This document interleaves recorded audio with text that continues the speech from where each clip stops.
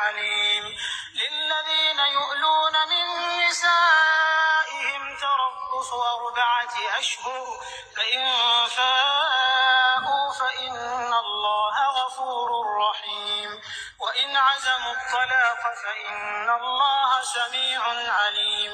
والمطلقات يتربصن بأنفسهن 3 قروء، ولا يحل لهن أن يكتمن ما خلق الله في أرحامهن إن كن يؤمن بالله واليوم الآخر، وبعولتهن أحق بردهن في ذلك إن أرادوا إصلاحا، ولهن مثل الذي عليهن بالمعروف وللرجال عليهن درجة، والله عزيز حكيم. الطلاق